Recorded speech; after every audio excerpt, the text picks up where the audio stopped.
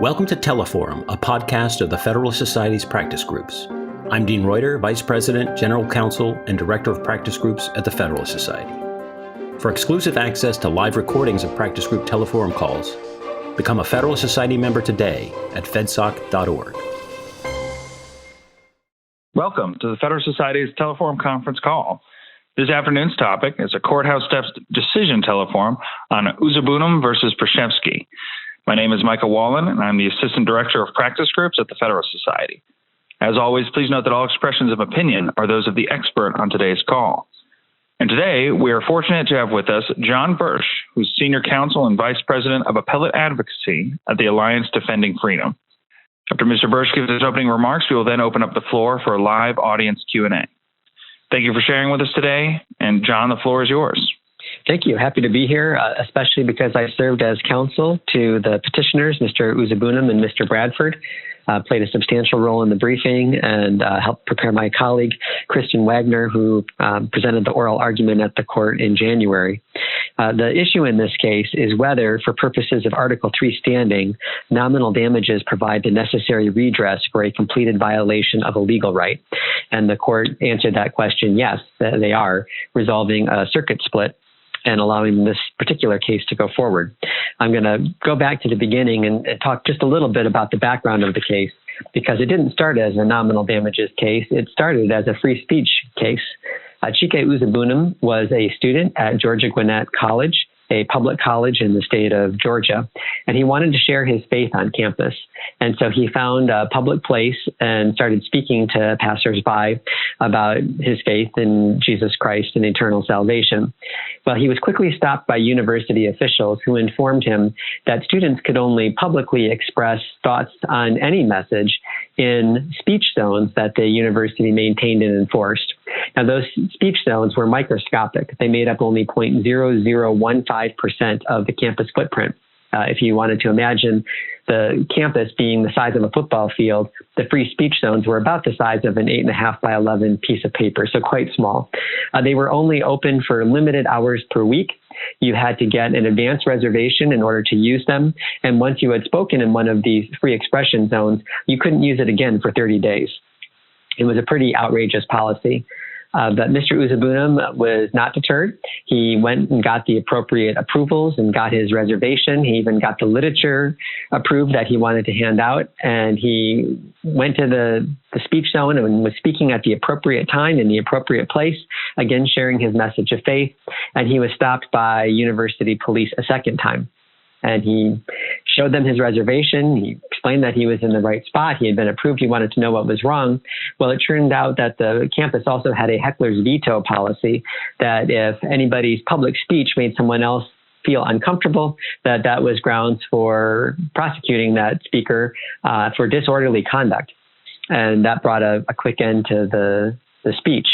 Chike inquired of the officers what he needed to do to be able to speak.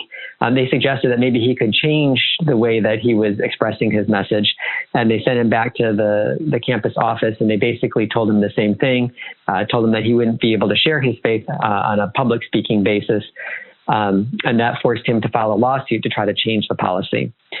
Well, when the lawsuit was filed, you would have thought that the officials would immediately see the error of their ways and change course.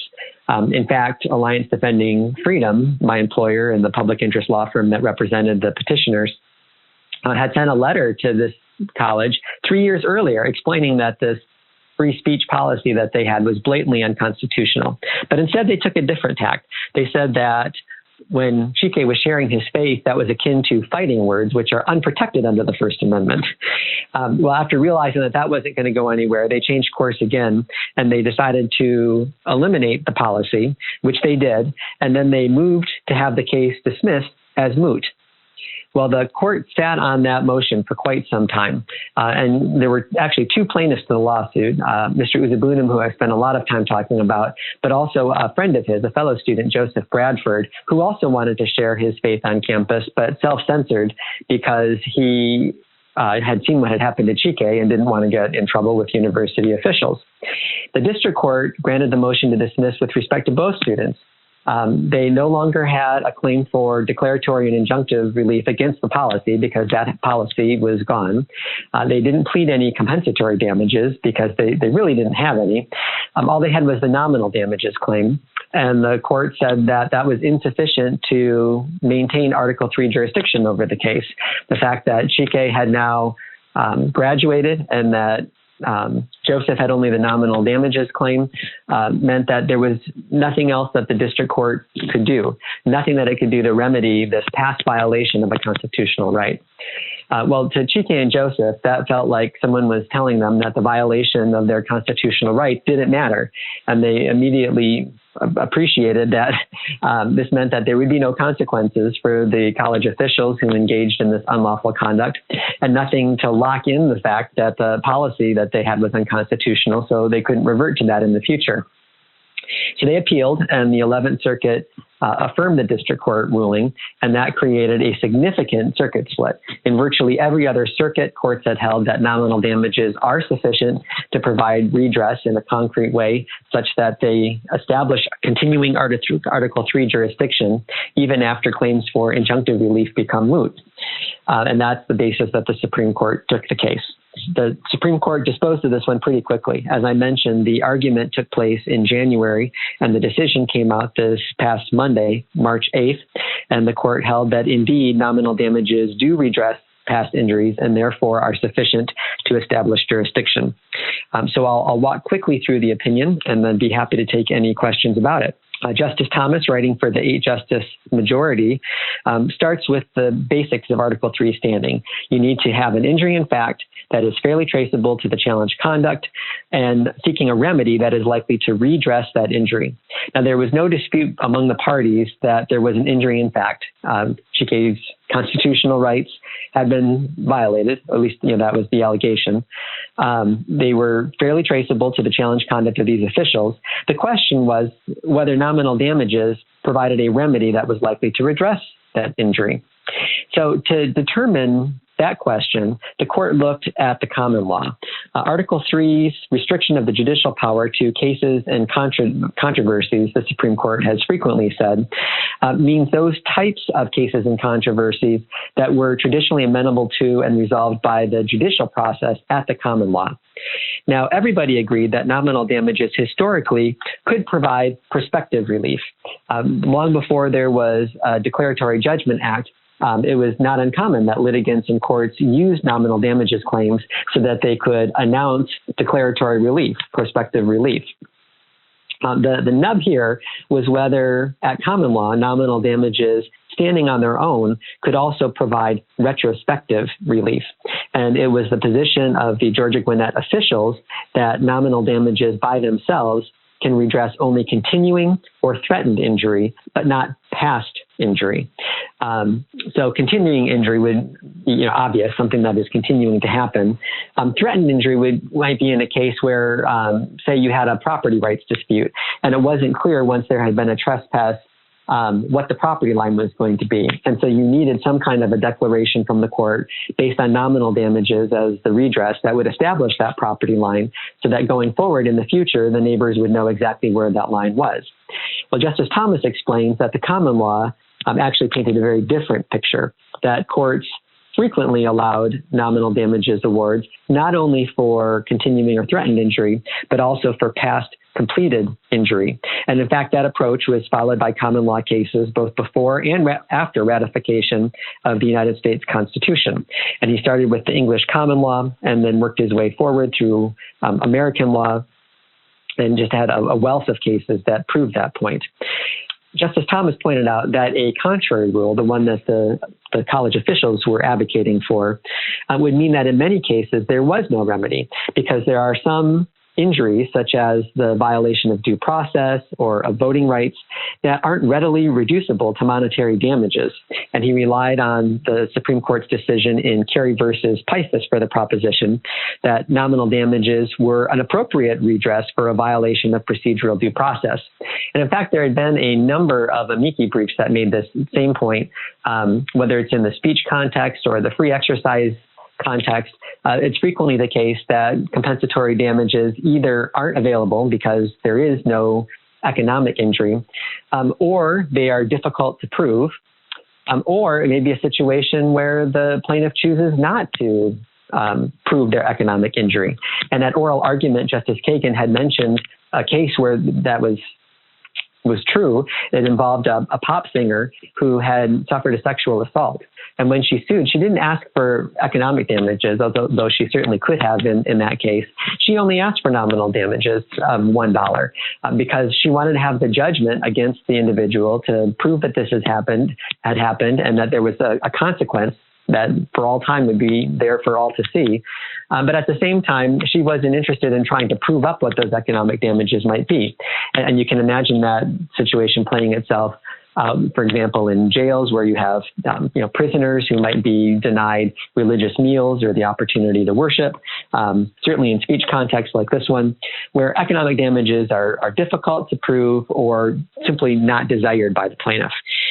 So the college officials took a second tact, and they said, all right, well, if you disagree with us about the notion that nominal damages can't be awarded for past completed injuries, if you look at the common law cases, they're typically only awarded when a plaintiff also pleaded compensatory damages, but then failed to prevail on the compensatory damages. And then nominal damages were kind of a backup. And Justice Thomas disposed of that pretty quickly as well. He said that the cases themselves show that they did not require a plea for compensatory damages as a condition for receiving nominal damages. It doesn't have to be a ride-along. What's more, he said, nominal damages are not a consolation prize for the plaintiff who pleads but fails to prove compensatory damages. They're instead damages awarded by default until the plaintiff establishes entitlement to some other form of damages, such as compensatory or statutory damages.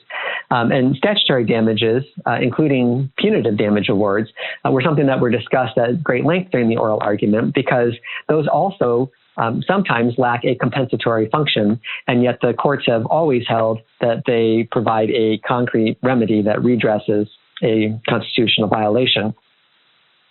Justice Thomas also pointed out that you need to show Article III jurisdiction over every claim at every stage of the case.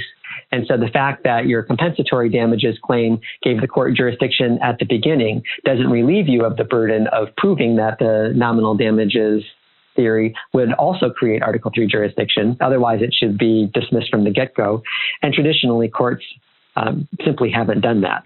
That's because they recognized, including the U.S. Supreme Court in Farrar versus Hobby and other cases, that even a single dollar, while it doesn't provide full redress, here it didn't fully redress the harm that was done to Chike, but it does effectuate a partial remedy in a concrete way that satisfies the redressability requirement.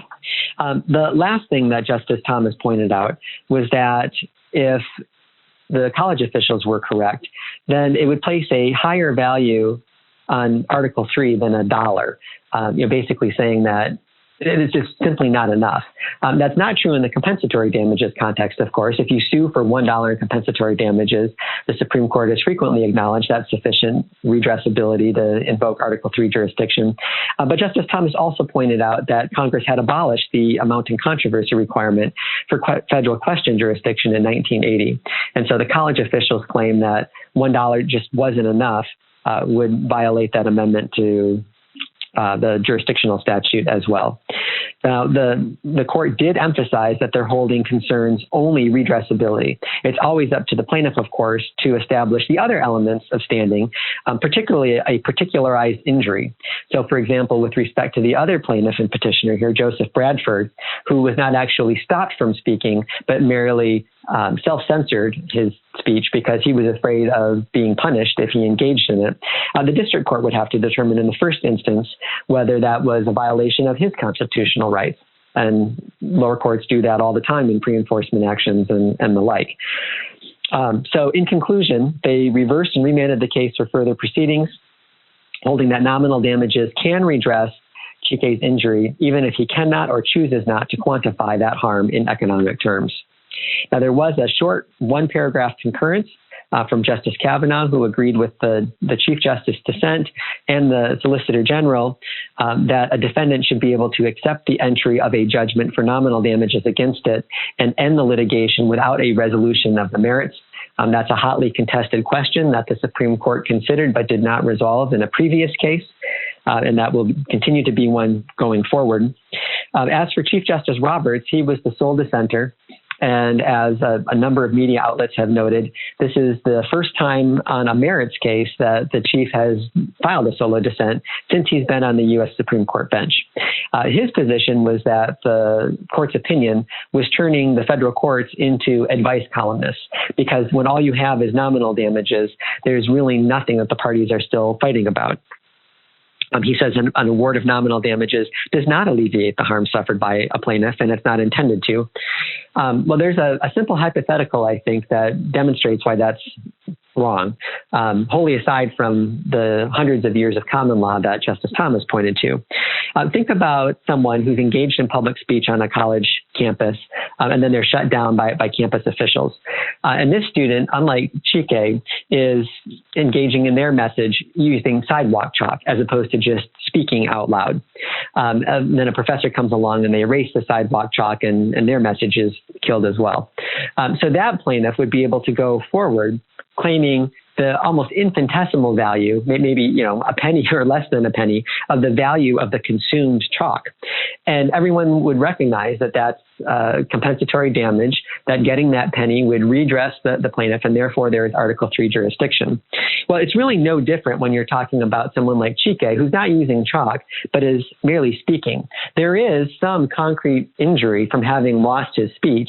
You just can't monetize it in a way that a jury is going to be able to do with any kind of specificity. And just as the 1 penny to replace the chalk didn't actually redress in full the first student, because after all, they lost their ability to communicate their message to their peers on campus at that particular time, at that particular place, in a way that it can never come back again. So too did Chike lose his speech, and that $1, or nominal damages could be $10, they could be $100. The $1 isn't important, but whatever that nominal amount is, does give him some redress. Does it make him whole? No, just like the penny doesn't make the other student whole. But it does give him partial relief, and that really should be enough. And that's the message of the common law cases that Justice Thomas refers to, and really is the principle that drives the result in this case. Now, will this result in the federal courts being flooded with all kinds of moot cases where clever attorneys are now simply appending nominal damages claims? I think not. In 8 circuits, this was already the rule. All this was doing was bringing the 11th Circuit into conformance with the others. And even in the 11th Circuit, this was the first case where they had held that nominal damages were insufficient to preserve a case from mootness based on a past completed constitutional injury. So I think if there was going to be a flood of these cases, it would have already happened. There is no camel's nose under the tent here. But what it does mean is that it will make sure that going forward, anybody who claims a constitutional right and either is facing difficulty proving economic loss or simply doesn't want to, like the hypothetical, or not the hypothetical, but the actual case that Justice Kagan mentioned during the oral argument, it makes it clear that they'll be able to go forward on their nominal damages claim. And then we can resolve at a future date whether that means they're entitled to a judgment on the merits, or whether the defendant has, if they wish, some ability to get the case dismissed based on accepting a judgment entered against them in the amount of those nominal damages, plus any attorney's fees if they are appropriate. So at this point, I think I will stop in my comments and open the floor for questions and answers, and I'm delighted to hear those. Absolutely. Thank you so much, John, for those opening remarks. No questions lighting up the queue right away. John, is there anything else you'd like to discuss about the case while we give a minute or two for questions to roll in? Well, just to give a shout out to the students here for having the courage of their convictions. All of us can remember being college students and taking on administrative officials, whether it's a public college or a public university, is kind of a scary prospect. This was a situation where Chike was stopped from speaking by the officials, not once, but twice. And having understood that something terribly wrong had happened to him, that his constitutional rights had been violated, he actually went out, he contacted Alliance Defending Freedom and said that he wanted to do something about it. And then even after going through the discouragement of having the case dismissed based on this nominal damages theory that the college officials had come up with, he continued to press that all the way to the United States Supreme Court. And we hear about Supreme Court opinions so frequently. Sometimes we forget about the litigants and who they are and the courage it takes for them to step forward and do something that will result in a permanent change in the law that benefits everybody. And so I'm just so proud of Chike and Joseph for standing up for their rights here. This is going to make a difference for many, many people going forward. Absolutely. And we do have a question that lit up the queue, so we'll move to that caller. Thank you. Thank you for this great presentation, and thank you for your work on this case. The question I have is, when you brought the case originally, did you have to seek the remedy of declaratory relief or a declaratory judgment? And if so, what happened to that? And if not, why not? There was a claim for a declaratory relief and a request for preliminary injunction based on that declaratory count, but it was all based on the unconstitutional policy.